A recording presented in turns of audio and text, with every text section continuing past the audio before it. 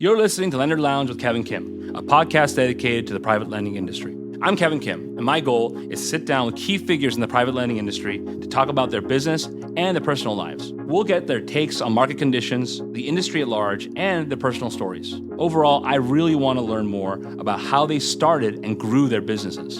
So whether you're a lender, a borrower, a vendor, an investor, or anyone just interested in learning more about private lending, this podcast is definitely for you. Thanks for tuning in and enjoy this week's episode of Lender Lounge with Kevin Kim. Wow, over 40 years of experience? 40 years is a long time for any line of business, but for appraisal management, that's unheard of. But that's the incredible thing about PCV Mercor. They've been managing appraisals and valuation since 1981. While PCV Mercor's processes and technologies have evolved over the past 40 years, their focus on excellent customer service remains the same, to develop and maintain strong engagement and collaboration with their clients.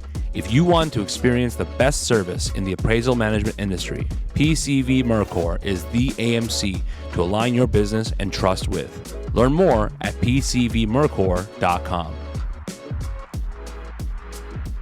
Hey everyone, Kevin Kim here. We are coming to you live from Jurassic headquarters. We have a friend and colleague and client and just overall cool guy joining us today on the show, Ray with AlphaFlow. So why don't you give us a little introduction of who you are, and then we'll get started. Well, great to be here, Kevin. Thank you. I'm Ray Sturm. I'm the founder and CEO of AlphaFlow. We are a technology-driven asset manager that really works between the private lending space and the capital markets, connecting those two, hopefully through a platform that we want to build out and build an operating system for the entire industry. And give us a little more detail on the technology, because I know you guys spend a lot of time on that, and I want to make sure that we highlight that, because that's a little bit of a differentiating factor for you guys. Yeah, I think that's where we start. An asset manager comes after then, and I would say that's different than most folks in the space, where they start out as an asset manager. What we saw just stepping back is just a huge industry that used 30 different tools, none of which talk to each other. A lot of them, you know, they weren't the best software because you just couldn't charge on its own enough for it to build great software. And so what we saw is this industry that was just starting to take in tens and tens of more billions of dollars a year, and it didn't know how to talk to Wall Street. And that's where I started my career. That's where I really built my career. And so the idea was, if we could connect those two, that gets interesting. And so diving into that, what we started to just see is really an operating system that says the same information that the lender has, can we get that over to Wall Street in the same format that they need? And if we can do that, does that make everything easier, faster, cheaper for everybody? So far, so good. I actually haven't heard that kind of part of the story, and that's really cool to hear about. We'll get to that in a second, because I want to expand on that. So, I mean, very, very simple first kind of question for the show is we like to get to know more about you as a person, as an entrepreneur, as a founder and CEO of the company. You know, I remember seeing you guys. I think my first exposure to you guys a couple of years back at AAPL. You had the booth right next to us. I was like, wow, these guys are coming in strong. And you had the tech platform. You had all these different reps. And I was talking to your people. And I was like very impressed with what the kind of like value proposition was. And then, you know, come in a year later, you guys are just taking on VC money, and you guys had new partners. A mutual friend of ours, Senor Kraft in Aspen, had invested, and all these things, all these great things that happened for you guys. Let's take a step back, right? You know, you weren't always in the lending game, right? Absolutely not. I think you're an attorney, aren't you? I went to law school a long time ago. Yeah, I did. Yeah, started out on a very different path. Okay. Yeah, I came out in 2007, and my friends were bold, and they wanted to go to something crazy in the startup world, and I wanted to go to something safe, and so I went to... Did you go to school in the Bay Area too? You're from the Bay Area, right? I grew up in LA, live in the Bay Area now, but I went to law and business school in Chicago. Oh man. Yeah, and so that was brutally cold, needed to get out, and I wanted to go to something safe and stable, and so I went to Stearns to start my career over there. What could go wrong? What could go wrong? Yeah, exactly. 2007... But I remember I was in law school in 2007, and it was the same thing. As law students, we had no idea. No. Yeah. Right. And things seemed fine from our perspective. We were part of the last class coming basically into Bear Stearns. Right. And so summer of 2007 we started. Were you an attorney then? I was an investment banker. So I went into the leverage finance group doing LBOs, all the leverage buyouts, and that's what I was focused on. And you're right, everything seemed fine, but that was the summer that really the two Bear Stearns hedge funds started to blow up, and that started to ripple across Wall Street over the next 6-9 months, and things got a little gnarly.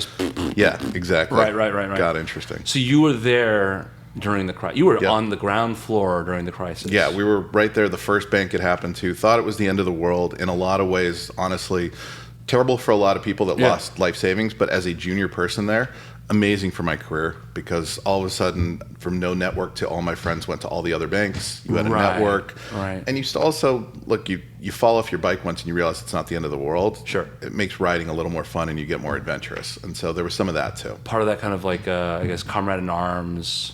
Kind of concept. And you realize it's not the end of the world to get laid off. Right. That things are okay. And I think this is one of the things that it's going to be interesting this year. There are a lot of folks in their careers that have only seen bull markets. Yeah. And I mean, it's been a 10, 12-year run. Which is amazing. It's great. But a lot of folks, I think, are going to realize that it's okay to start over. It's fine. Right. Yeah. And as I think, I graduated law school during the recession. I had the same kind of approach, like let's go super conservative. Right. And I was trying to go work for the government. That didn't really work out. Yeah. So, but let me ask. So just to be clear, so you went straight into Wall Street. You had graduated from law school. Was it a JD MBA? JD MBA in 2007, and decided to go the Wall Street route instead. And I did my summers in law firms, and it just wasn't as much for me. Smart choice, by the way. Great people, Sherman and Sterling, loved them. They're nice folks and all that. But I love the folks at Bear. Honestly, still to this day, I remember years ago I met Ron Suber, who was running Prosper, and literally the way he introduced himself to me is he says, "Hey, former Bear guy here too." Right. And it's just so there's a little bit of a camaraderie there still. Right. And so great place to start. But the other nice lucky thing was before the rest of Wall Street fell apart, we had a chance to go look for jobs and find something new. You had an early chance, yeah. And so after the crash, right, a lot of our clients had their start, and all of our guests had their start during the crash. Yep. But I don't remember, I mean, I've been at this firm, I joined this firm in 2014. I was involved in banking since about 11-ish.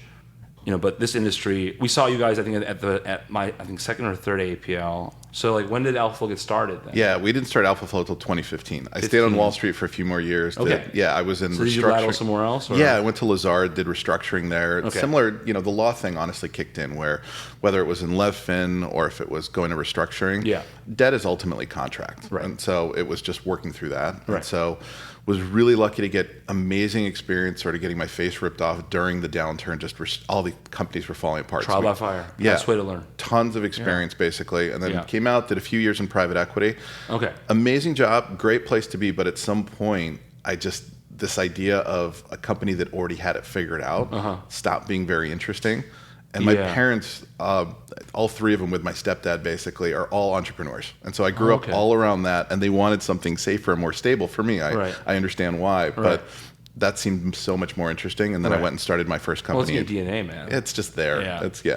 But that's okay. So wait, so that's a little bit different of a story though, because most of the folks that we've had on the show and who are clients who come from Wall Street have either they've been interacting either 1 or 2 degrees apart from the mortgage space to some degree, right? Whether it be the conventional, the former subprime world. So it doesn't sound like you were actively involved when you were at Bear and when you were at Lazard. You weren't dealing with a lot of the subprime mortgage stuff. No, I'm not an old mortgage pro, and I think that's been one of the interesting things about building technology for this space. Right. Is you come in and you look at things not the way they were, but different perspectives. Yeah, just from a fresh set of eyes of why would we ever do that? Right. And if the idea is we've only ever done that, that gets interesting. Right. I've heard, even listening to some of your interviews on this, people talk about that you can't do certain things. Right. Well, we actually do a lot of those things that they said aren't possible, and it's not because we're smarter. We just didn't know any better, so we asked for it. Right. I mean, I've been on random phone calls. Like, I'm like walking to a gate, and you call me like, "Kevin, we can do this way, right?" Yeah, I can do it this way. It's a can do it this way. Yeah. They're not used to doing it that way because of their constrictions from their former lives as mortgage bankers. That's very true. And this industry doesn't have those strictures. You can get creative as long as your counterparties on the institutional side are comfortable with it. Yep. But the idea of so leverage finance private equity. Did any of that experience kind of, I guess, translate? Because you guys took a technology approach to the business, and you did take on not the institutional, not the average institutional investors that we're used to seeing in the private lending space today, but you took on venture capital and also private equity investments into the company on the operating company side. Yeah, exactly. So my first company was a company called RealtyShares, and it was a real estate crowdfunding platform. Yeah, I remember RealtyShares. And it got to be one of the biggest ones in the country, if not the biggest at some point. And that was my introduction to the startup world, about how venture worked, about how company building works. I mean, you walk into a private equity firm, everything works, and you figure out how to run payroll even on your first company.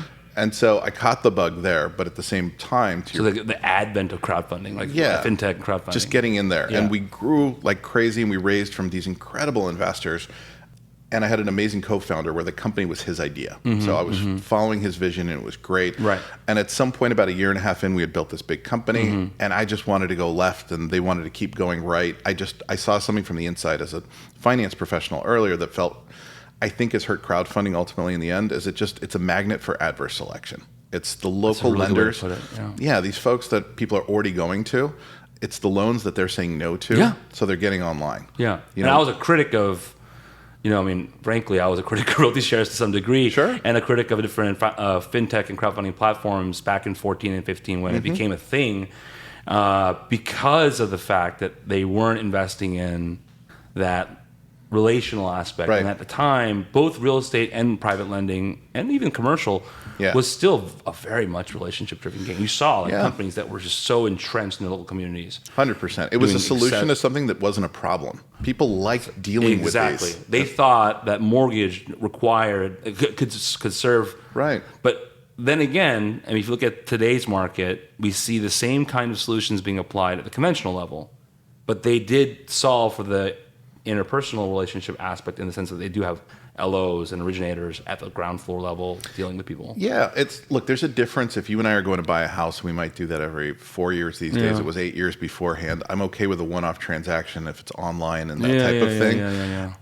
But if I'm business purpose, I want to know that I can call that person. It's, what we see it closer to is something like the insurance industry, where you've got big money behind it, but we've got our guy Kevin, and I like to call Kevin. Kevin takes care of us. He delivers Anthem, but I don't like calling Anthem. I like knowing I have Kevin.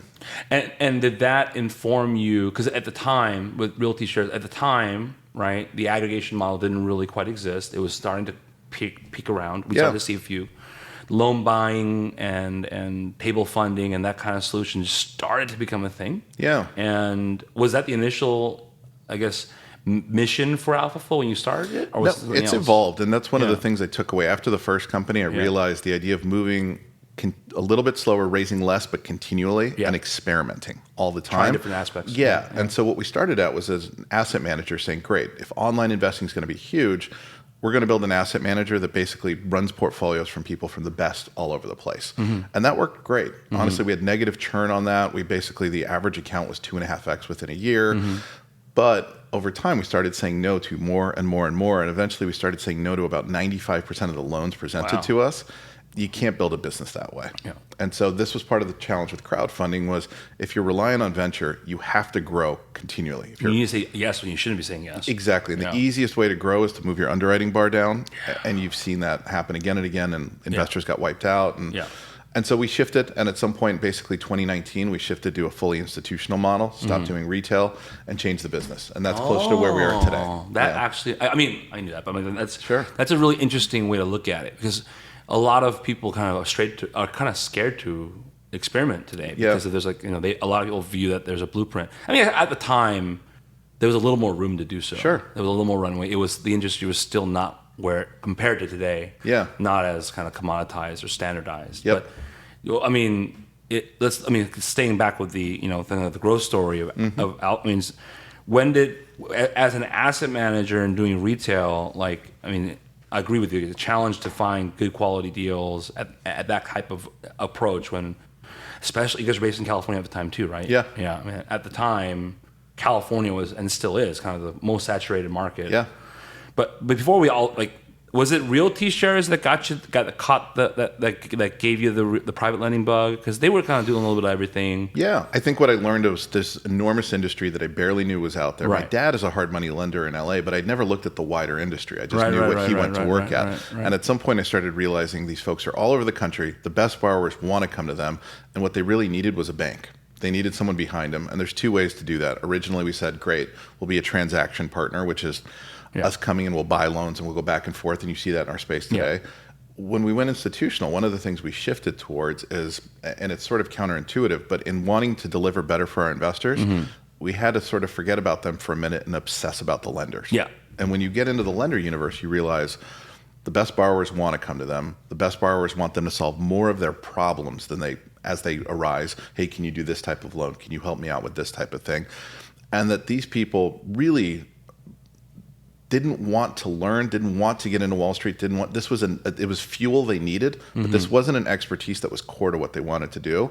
And so actually just building something in that would be, I think if you were to ask our partners today, they wouldn't think of us as much as a counterparty, as an extension of where they go to sell their loans, not to whom they sell their loans. It's really that. And so, but that statement is actually there's a lot of implications in that statement nowadays. Because and I made this statement on different interviews and podcasts and also on panels, it's almost as if nowadays the institutionalization of the space and commoditization of the space has created the capital providers and the loan and the aggregators have become commoditized in their own right. Sure.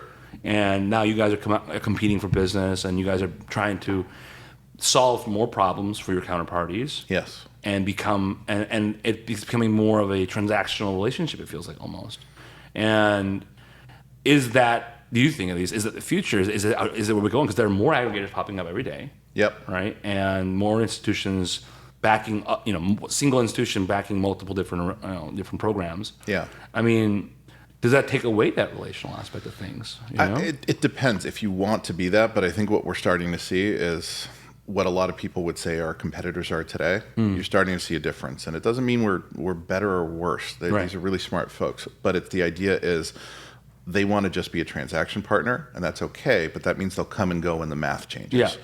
And what we've started to become more for these people is infrastructure in their companies. And I'll give you an example. Something that we're launching in the next couple of weeks, basically, that we've stood up already, is credit lines. And it wasn't because it's this enormous... it's not because it's an enormous moneymaker. The idea was this industry has gotten so much bigger than it was 10 years ago. And what used to happen in this industry, when rates changed like this, everyone would go out of business and they would rebuild again. They would go out of business and rebuild. Yeah. Well, we want to stabilize the industry. Yeah. And so when you start walking into, I was at one of our lenders in Texas the other day, amazing entrepreneurs that have built this business out of nothing.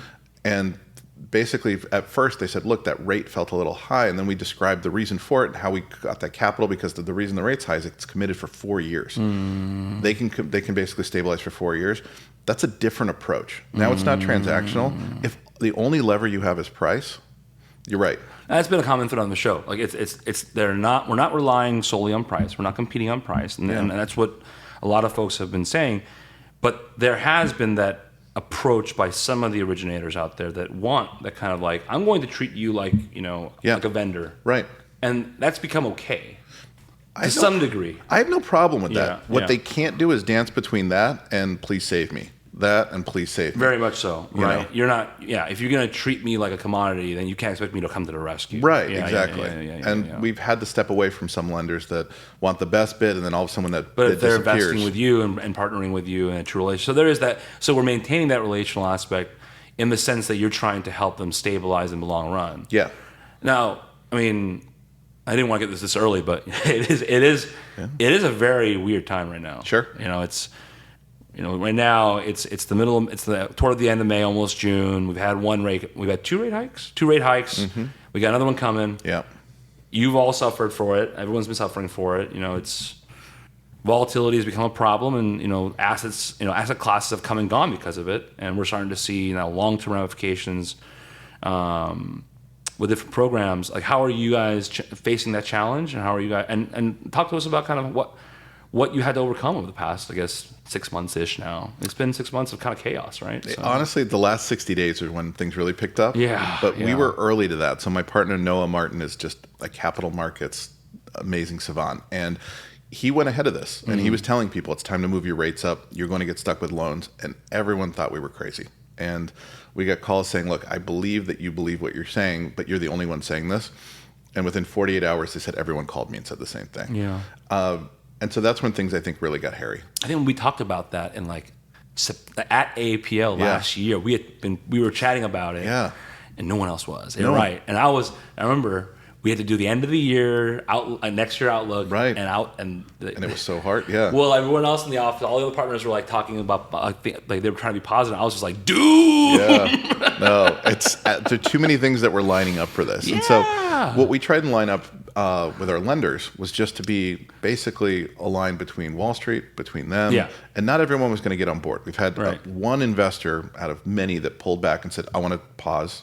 But most of them said, as long as the quality is there, this is actually what I like most, because in a raising rate environment or an uncertain rate environment, you want short duration. Right. And so fix and flip is nice. It lets them get in and out. And they can probably predict what their cost of capital is going to be, so they can figure out, well, let's figure out a number. They can hedge against it, something like that, and they don't need to lock up for long periods of time. Right. And so we did that, and then we've been going back to our lenders saying, okay, some things are going to be gone from the box for a while, or they're going to be really small. For example, ground up construction. That one's going to be tough to do for a while. This is where people in 08 got burned, where they got lots that were basically half done. Well, I mean, I'll tell you, it's still very active right now. Yeah. And a lot of people are searching to sell it, right? But I mean, that means you guys tightened that up pretty early then, right? Yeah, really, our buyers basically have come back and said this needs to be a smaller pool of what we buy. Okay. And so at the end of the day, that's going to ripple down all the way. And so we've tried and give that guidance of saying, you can go keep doing that, but I can't promise you that there's always going to be a takeout for it. Right. And I guess and then talk about like the, I guess, operational challenges that come with that fluctuation. Because at a C-level executive level, this is a policy decision, right? Yeah. And once the policy is set, now we have to talk about execution. Yep. At the retail level with your counterpart, now your originators. Yeah. I mean, that must have been very challenging. I mean, yeah, what's hard is not just rates move, not just boxes, but to your point, the operational side of things. When the market's flush and it's good and everyone's eager, ops are easier. You've got scale, so it's cheaper to work with things. Things like TPR with third-party review, you let things slide that didn't used to slide. Yeah. Now everyone goes back to the contract and says, we're going to make sure everything's there to the letter, and it slows things down. Right. And that causes some stress in the system. If lenders, everyone's spoiled, kind of. Right. Right. Exactly. So we've got to learn just being spoiled. And so what we're trying to really convey to people is that this isn't about adjusting to this new environment. It's adjusting constantly. This is going to be something that changes consistently over time. And we only saw rates go one way for years and years and years. We're going to go up and down. We're going to have new products. We're going to be back out, I think, within a few weeks with rate locks with rental loans, for example. Great. So you can do it, but it's got a rate lock and it's got timing and it costs something. But it takes time for you to figure that out because it's moving targets. Exactly. Well, I mean, that's better than what we faced during COVID. So it's exactly. Yeah, I think a lot of folks are still not so upset about it because of the drama that happened during COVID. Right. And so at least that's not what's happening to them. Yeah. But I have had a lot of originators kind of stress out about it, and I've told them well, that's probably why you may want to have something on your balance sheet with a credit line, and so that way you can kind of work with these folks on a flow basis, but you're not 100% reliable on them. Yeah. If you've got something that you can't build your business on, you've got to move slower. Right. And so we're slow down. Yeah, we're just trying to see what we've told everybody is you're fine with quality. We gave them some specific boxes of if you do this, you can do this all day long without looking. You want to do ground up, I need to review it specifically before. Things like that. And you're just trying to basically look at the best lenders who weren't just taking advantage of a sales cycle and just doing that, but people that built enduring businesses and making sure that those things have stability to get through this cycle. They might make less money, but one of the things they can focus on, the CRO of one of our lenders was saying this. He said, this is a perfect time to focus on the little things. This is when those things matter. And so you can execution. You can clean up things like draws and making sure everything is really tight so that when things pick back up, you've taken advantage of the top of the funnel getting a little bit slower. Right. And that allows you to move fast once things get kind of more. And keep the borrowers that matter, not the tourists that were in and out when this seemed like easy money. But the ones that this is what they do for a living, you make them even happier. You go, okay, look, things are a little slower, more expensive, but wow, things are tighter now. Right. This works better. Right. And they'll appreciate the discipline for that. Yeah. It's just a tricky thing. It's a feeling of it's a kind of feeling of uncertainty in the sense that there seems to be a little bit of a curtain behind the scenes, and I appreciate you kind of telling telling us about what you're hearing from your buyers, right? Your investors are telling you. That's not always the case, right? No. And so it's a little bit of a black box to our listeners, who are a lot of them who are originators and selling loans, who are like, well, I don't know what to predict next. It's a surprise. One surprise after another is how they feel. You know? So it's one of the things that helps, honestly, of not being the asset manager. Is that if you're someone that just puts out bonds, you've got to talk your book. If you're a rational person, you and I, we believe in incentives. And if their incentive is to fill that bond up, they're going to tell you to keep doing loans until it's not in their interest anymore. And that's not always the best thing for the lender. No. Oh man, that's a really good way to say it. It's a really good way to look at it too, because it's just one of those. We've always talked about that. Securitization is kind of one of the double-edged swords. Kind of like the same concept what you mentioned earlier, the fintech thing, the crowdfunding thing. It's like you're kind of forced to say yeses that you really shouldn't be. You really shouldn't be. And so people they've got to keep bonds full. They've got to fill something up. They've got a clear balance sheet. And for us, what we've been fortunate with is we have plenty of clients we sell to who securitize, but there are others that sit on it. You've got insurance money that just needs to clip the coupon, and they're okay. It's not even levered. If you have a variety of those, the price should go up and down for our lenders, but it stays flowing at least. It stays liquid. Now, so from a historical standpoint, you guys also did your own securitization, didn't you? We did. Years ago? So Saluda Grade did one. Right. Senior Kraft? Ryan Kraft is an incredible person. He's just, he's built an amazing business at Saluda Grade there. So they invested in the company, and they did a securitization that we basically work with them on, and we use as a warehouse line, effectively. It was, he talked about it on the show. We interviewed him a little bit before. Great. And he was telling us about his strategy about that, and it was so much different. So it acts basically is like a warehouse line for you guys. Exactly. It's a revolver. So he's brilliant with the things you can do, the levers you can pull there. What we needed to do coming back in 2021 is let lenders know, not only trust me, but there are structural reasons why our money won't disappear overnight. Right. And so that partnership with Saluda Grade was incredible for us to get things going. Do you think that was one of the big because you guys really took off after COVID? It was really great to see you guys grow really fast, and it was really painful to see everyone struggle during COVID. But like once COVID kind of was over, you guys just went right. It was great for you guys. Yeah, part of it was that, and part of it was I can't tell you how lucky I feel to work with the executive team we have today. Just amazing leadership. That when you have that level of experience, similar to the lenders, each of us wants to be able to run full speed, not worried that finance is falling apart or servicing is falling apart. And the people we have now have just let us grow really quickly. And so hopefully through the same cycle, a lot of folks have been down, we're actually up. And so that's good. Yeah, it's just continuing to move up. And I think things like credit lines are just saying, let's take advantage of the trust we've built with our investors, that we're not going to bring them garbage. Because even though we're not the asset manager, if you show them bad things and say you should keep doing 90% LTC ground up construction with no experience, they're going to look at you funny. But you do that, and the lender base, I think, figured out that, okay, even if they agree with us or not, this isn't something for our bond to try and just keep it full. This is something different. And so if we can put in more infrastructure in and take advantage of this time and that trust we built, great. I like that. Yeah. I mean, it's been challenging for folks. I noticed, like it's a matter of kind of reacting almost. Everyone seems to be reacting, but I'm hearing a common thread of kind of getting ahead of things and trying to be proactive on your end as much as possible by becoming more disciplined, right? Yeah, and trying to really guide both partners on both sides towards that. Right. You know, for example, if institutions come in and they just draw a line and they say no more loans like this, and the pipeline is just left there, that will kill off a huge part of the industry. And that's a lot of what happened in 2020 with people just getting hurt there.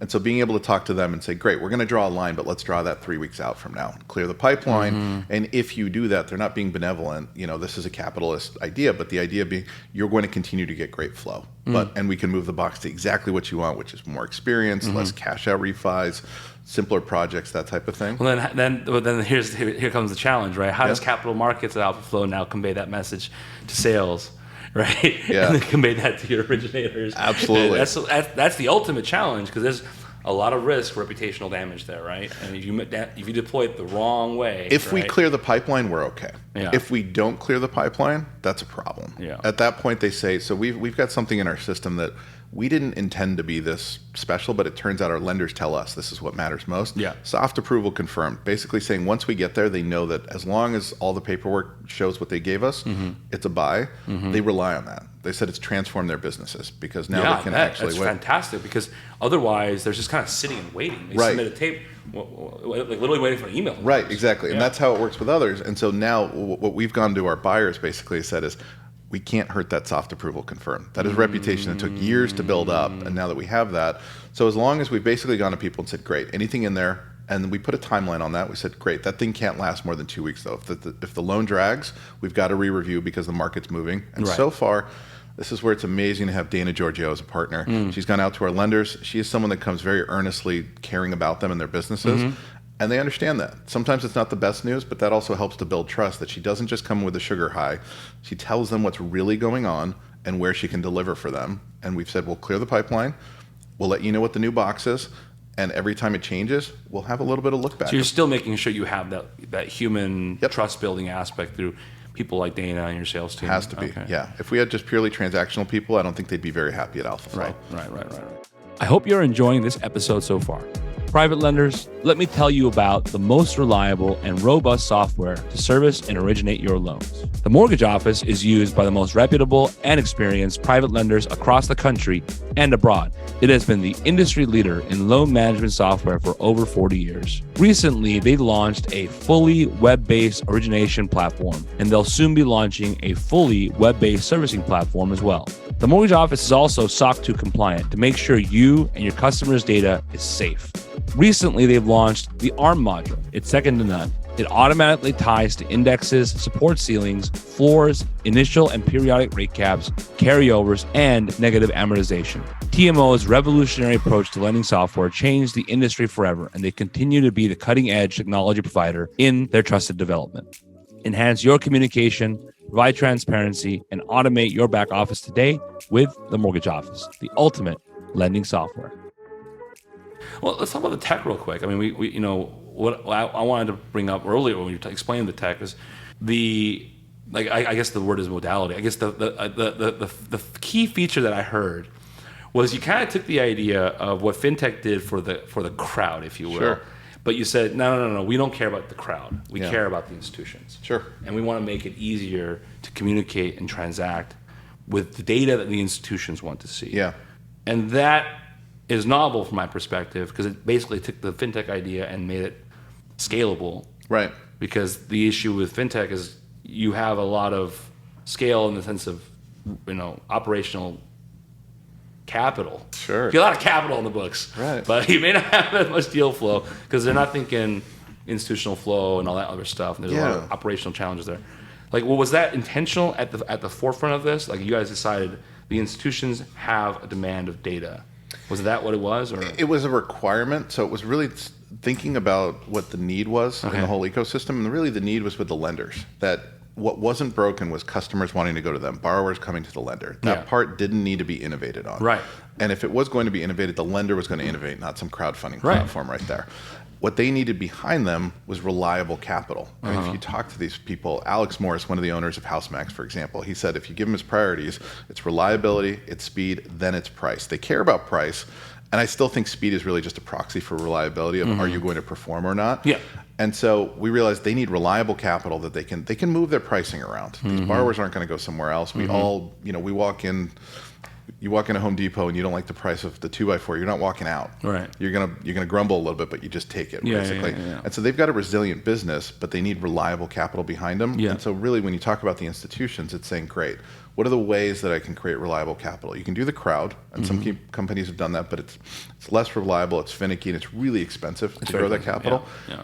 Or if you show up with what we had, which was a great track record, our first deal with us as a 6-person company was a $500 million deal with Jefferies. We were a 6-person company at the time, but we knew how to invest in this asset class. And then you talk to them, and their love language is clean accounting, and they need precision. And if you're, to your point about fintech, where fintech's sort of fallen off on its face is sometimes it's too tech, which is you get people that don't know anything about finance. They build beautiful UIs that no one ever wants to use because it's not a problem. And it's not a problem, and the language that they're using is not financial language. Yeah, they've done their way of doing numbers, but sorry, there's something called gap accounting, and that matters.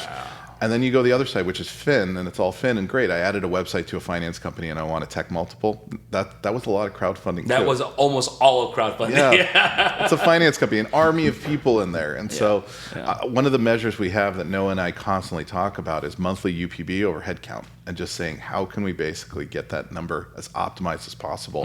Because if we're building more tech, that's a great way to measure that it actually matters if we're not hiring more and more people for it. So effectively, you translated the important KPIs and accounting, and not just accounting features, but the KPIs that matter to the institutions, and translated that in a system that was basically tech-based. Yeah, and if you can make that easy, what you do is you go back to the lender and say, look, I know you used to do it this way. You don't have a lot of religion about it, so if you do it this way, I can bring you endless capital, right, as long as you match these types of things. Right. And it's worked great for both sides. Well, that's actually kind of, it takes me back, because like there's a lot of folks that had trouble kind of adjusting to this new market back in 17, and then by 19, 20, it had become kind of widely adopted. Yep. Then COVID happened, and then 21, everyone tried to make it kind of fit, but there was a new model.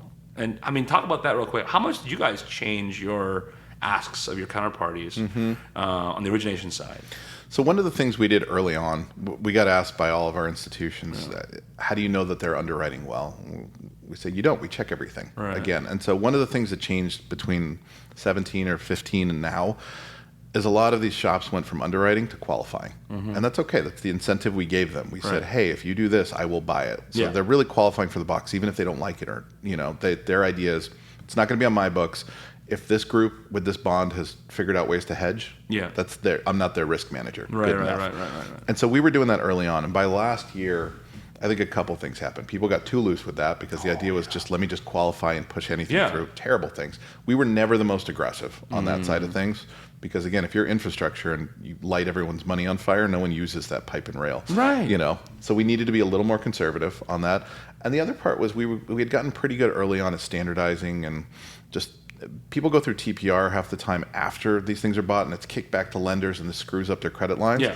Well, with our tech, we're basically underwriting these files in a couple of hours. And some people come in and say it takes them a week and they're fast. That's crazy. Our people are going nuts after a few days. That's great. And so if you can do that really quickly, you now give them no uncertainty. We have a few TPR kickbacks every month, but for the most part, we've already done that work. And so the lender can, again, run without worrying that, okay, half my credit line is going to get eaten up when bond buyer kicks back these loans and I got to figure out how to put them somewhere else. Right. Yeah.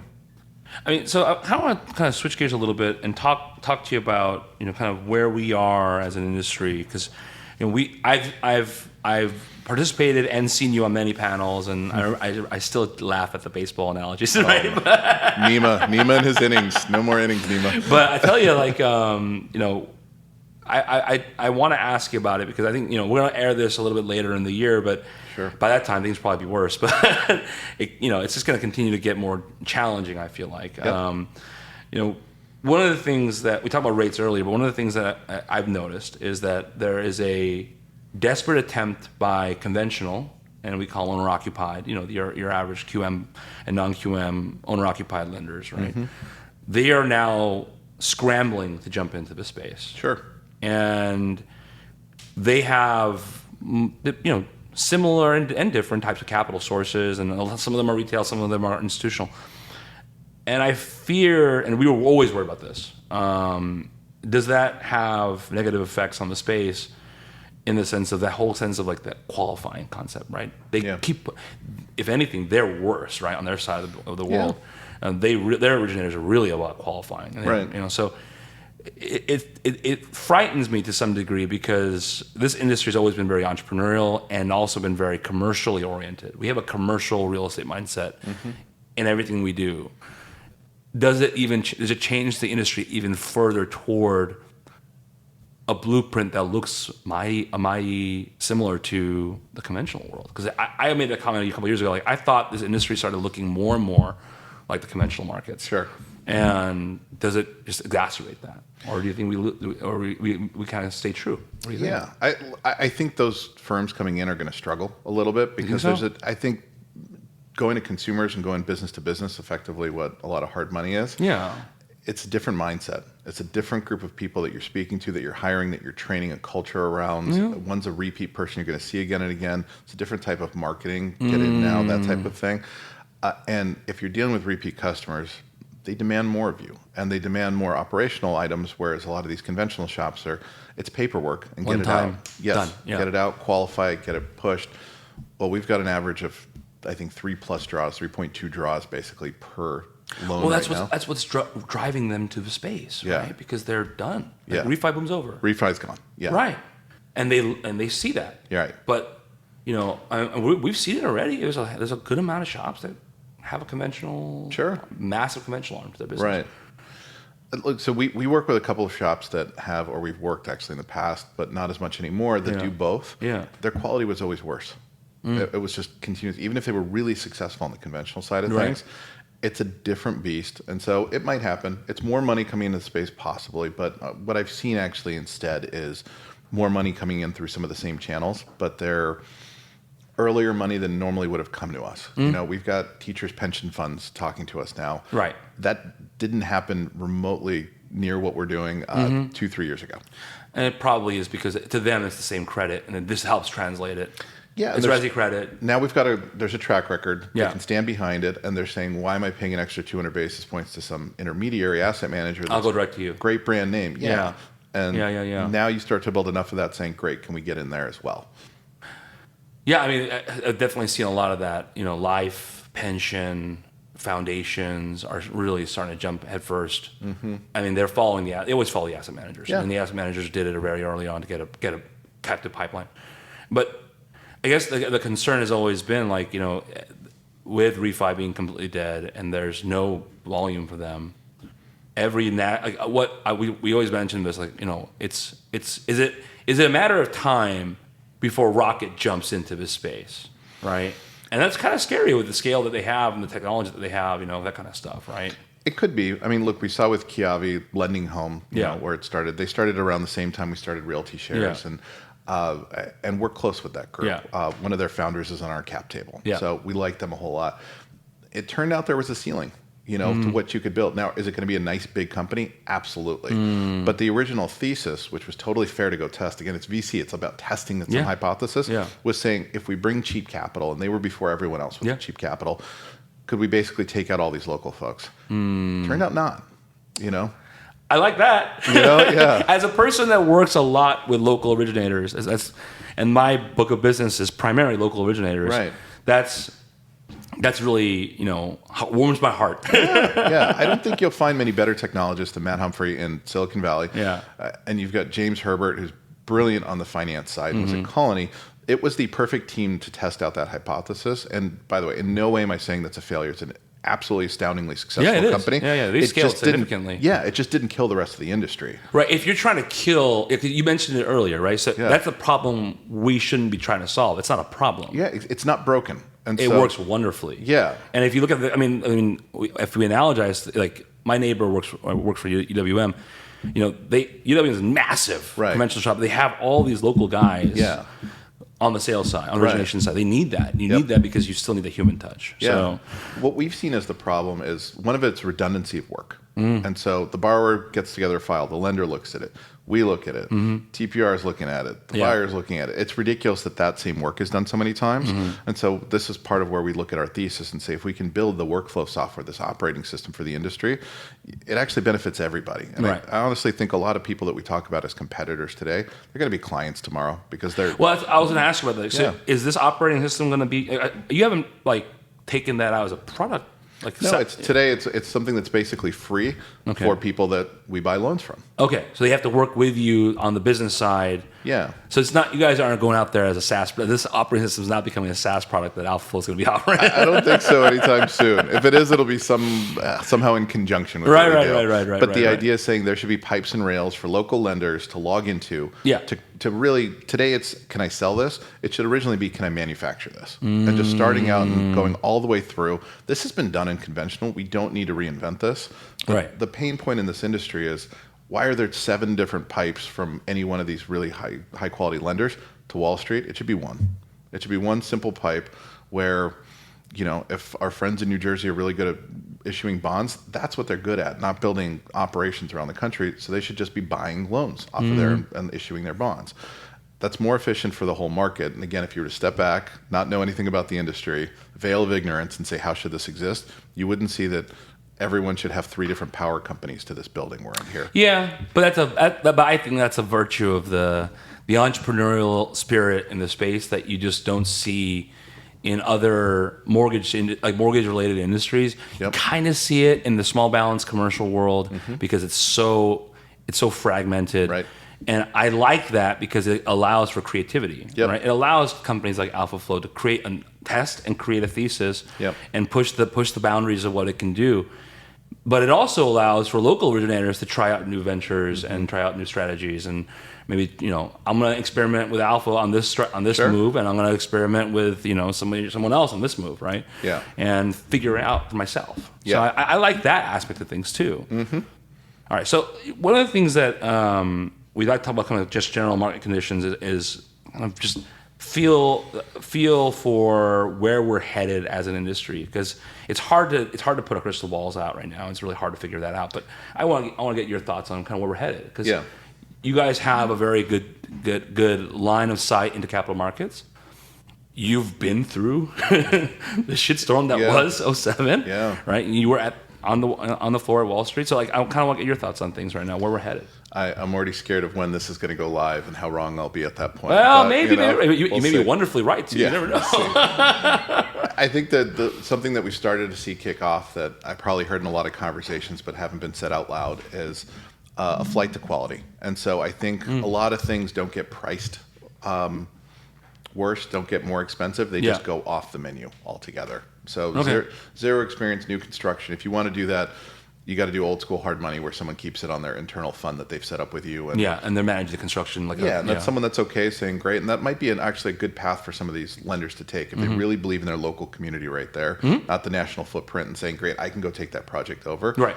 And you can probably charge, a high amount for that. But And I just got back from an Arizona Private Lenders Association trade meeting, and they're very much into that kind of stuff, and that's fine, and that's perfect for them, because they can go to the property, they can manage the borrower in a much closer way. And figure that part out. So I think those things are going to move out of these pipes right here, and you're going to get something that's a lot narrower, probably smaller. And I think what you're going to see is the lenders that don't want to accept that new reality are driving themselves right off a cliff. And we've had a few come to us already that 60 days ago we warned about rates. They didn't adjust because they wanted to win business, and now they're stuck with full credit lines that are so far below that you can't even sell them at par at this point. Just ignoring.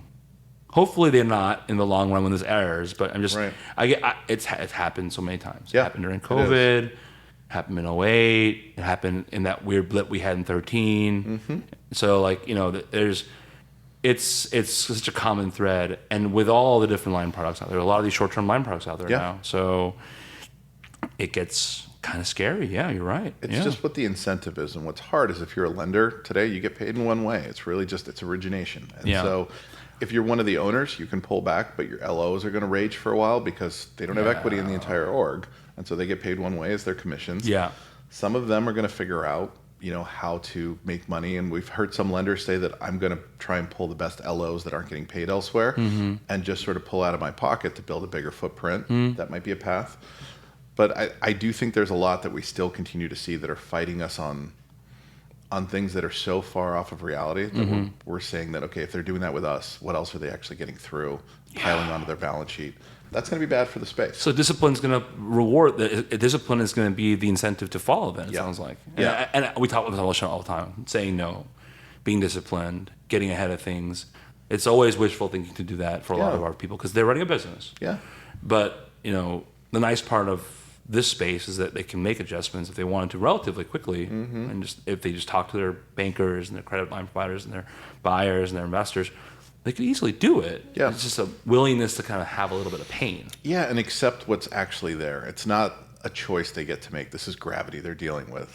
Well, it makes me wonder though, is like how much like those reality checks are being given. Right? I know you guys have, because I've been on the other side of it with clients of mine that are selling to you guys, and you've had those honest phone calls with them and giving them the reality check. I've seen it happen firsthand.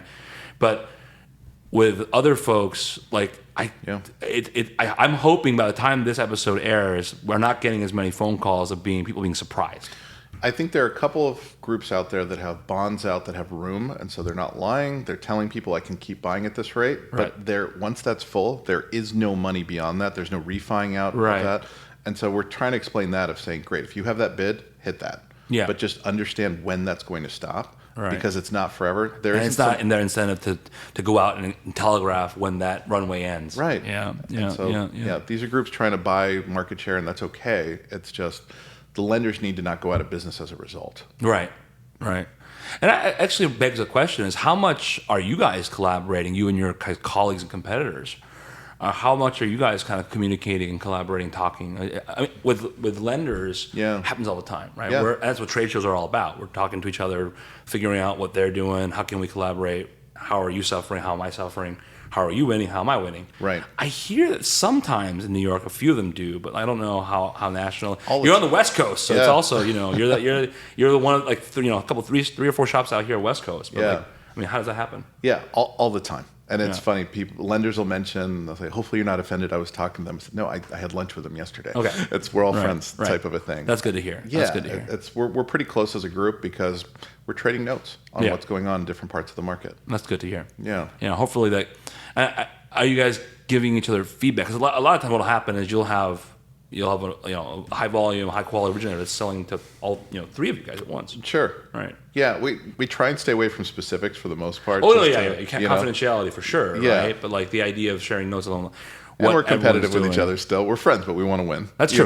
That's true. So there's some of that. That's true. But getting together and just talking about what we see is happening in the market, that's how good we to think hear. about different products, who's going out with what bond, and if they're having challenges or not, things Right. like that. That's absolutely common weekly chatter that we're having. I guess it boils down to those types of meetings, but then getting it back to the execution, right? Getting to operations and sales and executing on that is going to be one of the key things.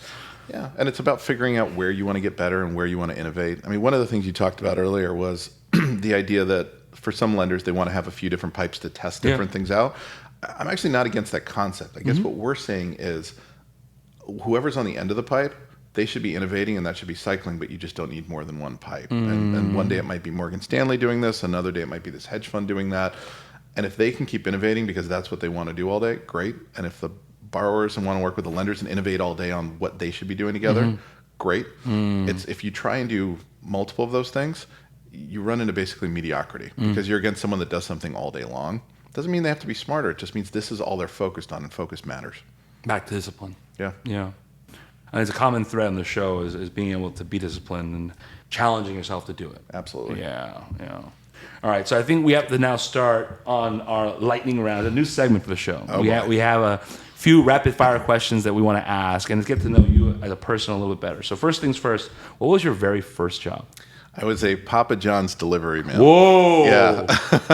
Because you grew up in LA, right? I grew up in LA. So where in LA did you grow up? I grew up in Woodland Hills, and I was doing this. Okay. Yeah, I was doing this in Canoga Park and Woodland Hills. In Calabasas, I was a Papa John's driver. Oh, and nice! It was the best driver in my stick shift Ford Ranger, running around with that magnet on top of the car. Right. Most of the night, you're running around listening to music, so it wasn't bad. Right. Delivering pizza to potheads. Yeah, lots stoners. of Yeah. A lot of fun people, a lot of interesting stories out of there, but it was a fun first job. Yeah. That's cool. Did you learn anything that you still use today? I'm not sure I took away anything except that I love pizza, and it's unfortunately a lot. Who doesn't love pizza? All right, second question. All right, if you weren't where you are currently career-wise, if you weren't, AlphaFlow, what would you be doing instead? What do you think? Not saying AlphaFlow like that, but still, besides that. I think if I left this tomorrow, if I sold this, I whatever this is, my other obsession is wine. And really? So, a friend and I from 2010 to basically 2016 made Pinot up in Oregon. And that's something to try and get back into at some point. AlphaFlow just took off, and I just didn't have the time anymore to focus on that. So you actually make wine? Yeah. And so the great thing about the wine industry, which is terrible at the same time, it's a horrible business model. And so everyone is willing to sell you grapes, sell you time, sell you space, because it's such an inefficient industry, but it's incredible. And so if you just look at a hedonistic lifestyle, taking in just flavor and everything, greatness, I love the whole. I mean, wine country is never ugly wherever you are. It's beautiful. Gorgeous I've been lobbying for years to do a conference in Napa Valley. Yeah, but it's just a pain to get to. Yeah, that's the thing. It's just a little bit out there. Yeah, but I'd be in the wine world, I think. Okay. Yeah, well, that's very cool. Oh, I did not know that about you. A little twist. Yeah. There's a little too much wine I don't in see my you house. drinking wine at conferences. I'm like, it's like, we have some wine people in the office, and they drink wine every chance they get. Well, you ever come over, you'll see the whole. Emily and I have put together quite the collection. Oh, fantastic! Very cool. All right. Well, okay, so when you're not, the question is when you're not dominating the lending world or drinking wine, yeah. What do you do for fun? And not drinking wine. What do you do for fun? Yeah, I think everything in the outdoors. So basically, honestly, if I'm not working on AlphaFlow, it's either cooking with wine, something like that, or it's something hiking, camping somewhere. Because you're currently living in San Francisco, right? I live in San Francisco, so Yosemite's sort of our happy place. Yeah. We're there all the time in the backcountry and that type of thing. Yeah. It's pretty hard to be annoyed about some employee issue or a credit line issue or something like that when you're looking at a 3,000-year-old sequoia tree and realizing it doesn't care. It's been through all of this. Right. Puts things into perspective. And so that's sort of my happy place. You do those like early morning hikes up to sunrise. It's a thing. It's a tradition. Watching the sunrise over Lake Tahoe or one of these places. It's incredible. Any like favorite spots? Every time we go to Yosemite, there's one day where we always do the tunnel view, watching the sunrise up there, right there. That's awesome. Yeah. All right, so this is now kind of getting back to business, but what's the weirdest question that a borrower or originator has ever asked you?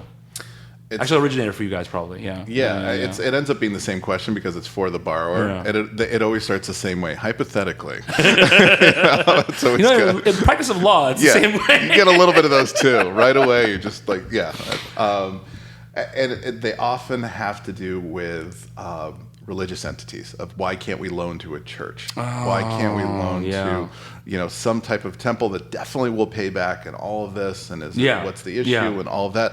I don't know if it's weirdest. It's just the most awkward because it's not that you don't trust. It's that no one, if you're one of our institutional investors who really cares about their brand name, they cannot be on the other side of suing a church. Oh, for sure. Things like that. Headline risk all day long. It's a real thing. As a former banker who used to do a lot of church loans, right. I think they're barking up the wrong tree. Yeah. That's a commercial loan. They shouldn't be even talking to you guys to begin with. Yep. I have a lot of clients on the commercial side that'll do that in a heartbeat, but they're all balance sheet guys. Yeah. There's no institutional aspect to that because of headline risk. Yeah, it's crazy. The last thing you want to do is evict. No one wants to be there doing that. Evict Pastor John. Exactly. They will go very public very quickly right there. Oh, yeah. That's the one thing they can rely on. Yeah. Or another thing is you don't want to be going up against diocese or anything like that. No, it's just trouble. Yeah. All right. Okay, last question for you. And this is a really good entrepreneur's question. What is one business tool that you cannot live without? Actual tool to go on it? Yeah. Evernote. I would just, every time I get a new device or anything, one of the first things I'm downloading is Evernote. So for the uninitiated, what is Evernote? So Evernote is effectively, it's a notebook. It's an app with a notebook that you can have different topics in notebooks, and it syncs between wherever you are. And if you're me, I'm insanely task driven. I like my lists every day. Even if I've done something, I'll write it down just to mark it off and just sort of get that done. And for every business trip, for every part of our business, I've got a list on what we're working on product, what we're working on for these, that type of thing. I would be very stressed out without being able to put those down, and Evernote is where I live on those. And it's on every device that you have, yes, right? every device. And it's just seamless for... That's cool. Yeah. I tried it out. I'm not a list person, so I just can't. Sure. My problem is I need to have... If I don't write it by hand, it's not in my brain. Sure. I'm one of those people. Yeah. So I've always had that trouble. If they could figure out a way for me to write without... That's the problem, right? Yeah. Writing that doesn't look like chicken scratch. Yeah, I judge myself every time I handwrite for how did I go to school and come out like this? What's wrong? I feel like lawyers, anyone that has a law degree in general, our handwriting goes to crap, right? Yeah. You all say this, but you have beautiful cursive then all of a sudden. That's true. Your L is off a little bit, and you're just so upset about it. Yeah. Thanks, Nima. All right, so I guess the last kind of closing segment for the show, and I just want to get, we always ask our guests this, and we had the outlook and the industry outlook thing, but I kind of want to get your feel for the future of AlphaFlow. What are you excited about in the coming, this is going to air in kind of the middle of the year, toward the second half of the year. So let's talk about the end of 2022 going to 2023. What are you excited about? I think finally basically expanding our technology platform out significantly, because the idea is today, I think we've done a good job with both our sets of partners, our lenders and our investors. but still too much of it is transactional and outside of regular workflow. Oh, okay. And one of the things we did early this year is build out basically our software team. We brought in a CTO who's incredible. He had basically built an airline from the ground up before this from a technology standpoint. So cool. Gabe is amazing. And again, fresh eyes, didn't know anything about the mortgage industry. Right. And so asks the most basic questions, which are critical to understanding what matters and what doesn't. And we've taken these things that would normally have taken 5-6 days to hours again and again. We're just rolling that out. So I think by the end of the year, you're going to see a much larger platform. And when you say workflow, this is for your originators to process the loans internally? Or? Yeah, so like, if I can talk a little more, I guess, about the credit line. I didn't want to come here and pitch this thing, but we're just excited about it. So the idea is we think credit line, all of us imagine a bank in our minds of what we're looking at. But the idea was that's just a little piece of it. Yeah. To get something onto a credit line, you need 4 to 6 different documents. But if you want to sell, whether it's us, Churchill, Torak, anything, it's something about 20 some docs. So for us, it's 24 different documents you need. We figured out basically how to automate about 11 of those right away. So now the work coming on is right away. And then when you're taking loans off of there, if you have all of the information for a loan, you have the physical collateral because someone's mailed it to you. Any one of us, this can price that loan automatically now because we know all the attributes. So now for the first time, instead of phone calls, instead of this and that, it's literally one click and you sell. And so if you do that, now you're actually changing things, right? Getting a little simpler. That's what I'm excited about, to finally get there, because the things that we all build headcount for are silly.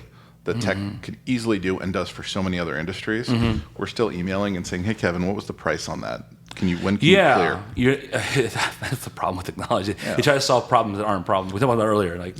You're identifying one of the most painful gaps that every lender that has a credit line feels, which is fantastic. That's great. And if you tie that into the rest of the business, it's asynchronous information where you know if we're buying or not. I don't, so I have to call you. That's a waste of both our time. Conversations can become dashboards, and everything gets faster, easier, cheaper. Right. Yeah. Phone calls are time. Yeah. Time equals money. So that's what we're working on. That's cool, man. Yeah. Well, thanks for talking with me. Yeah, I mean, I want to see that. That's going to be really cool. Hopefully, and I know you don't want to put it out there for other people to use, but man, that could really make everyone's life a lot better. I think so. I think we'll try and get it out as much as possible, because that's the whole purpose behind it. Sure. Can we build a system that's used? And like I said, a lot of these competitors, they're the first people we want to talk to at conferences because they're friends. They're great people. So we'll find ways to work together. I like that. All right. Well, I think that's all the time we have for this episode of Lender Lounge with Kevin Kim and my friend Ray. Thank you. Thank you, buddy. Thanks for listening to Lender Lounge with Kevin Kim. I hope you enjoyed this episode as much as I did. If you did enjoy, please leave us a 5-star review on your podcast platform. And be sure to follow our show to be notified of new episodes. If you're on YouTube, don't forget to smash that like button and hit subscribe for more content from all of us here at Jurassic. Lender Lounge with Kevin Kim is available on all podcast platforms. Referrals really help us spread the word, so please send this over to someone you think might enjoy it. See you next time. This is Kevin Kim, signing off.